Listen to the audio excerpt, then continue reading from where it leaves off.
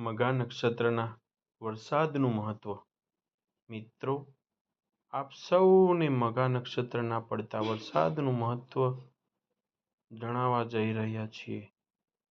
આ મઘા નક્ષત્રમાં પડેલ વરસાદનું પાણી ખૂબ જ પવિત્ર અને ગુણકારી માનવામાં આવે છે.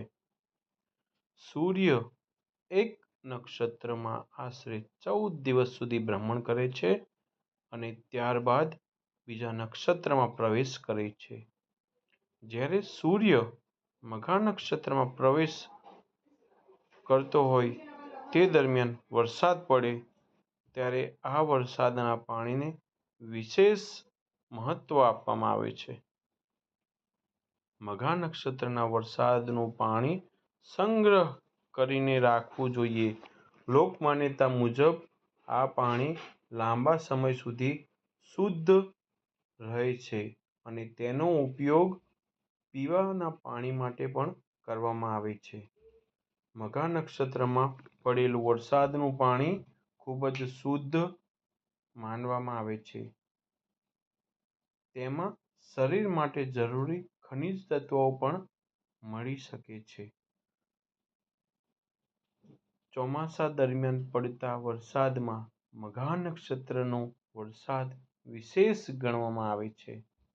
મઘા નક્ષત્રમાં પડેલ વરસાદના પાણીને ખૂબ જ પવિત્ર અને ગુણકારી માનવામાં આવે છે.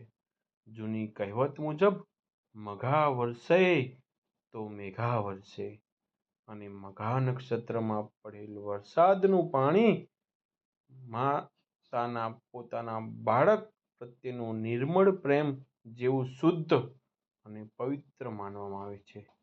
જો મઘા નક્ષત્રમાં પડેલ વરસાદનું પાણી યોગ્ય રીતે સંગ્રહ કરવામાં આવે તો લોકમાન્યતા મુજબ તે લાંબા સમય સુધી સ્વચ્છ રહી શકે છે.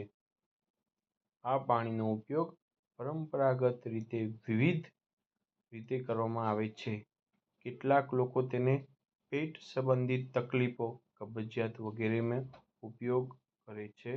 નાના બાળકોને પેટમાં દુખાવો કે અન્ય તકલીફ હોય ત્યારે પણ પરંપરાગત રીતે આ પાણીનો ઉપયોગ કરવામાં આવતો હોવાનું કહેવાય છે. આ ઉપરાંત આંખોમાં બળતરા થતી હોય ત્યારે પણ આ પાણી ઉપયોગી હોવાનું લોકમાન્યતા અને પરંપરામાં જોવા મળે છે. આયુર્વેદિક ઉપચારમાં પણ વરસાદના પાણીનો ઉપયોગ ઉલ્લેખ જોવા મળે છે.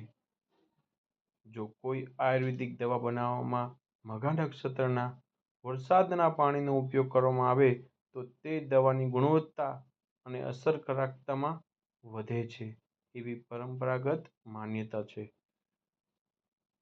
મઘા નક્ષત્રના વરસાદના પાણીને શરીર માટે લાભદાયી ઔષધીય ગુણોથી ભરપૂર પવિત્ર માનવામાં આવે છે. તેથી મઘા નક્ષત્ર દરમિયાન વરસાદ પડે ત્યારે વરસાદી પાણીનો સંગ્રહ કરવો ખૂબ જ મહત્વપૂર્ણ માનવામાં આવે છે.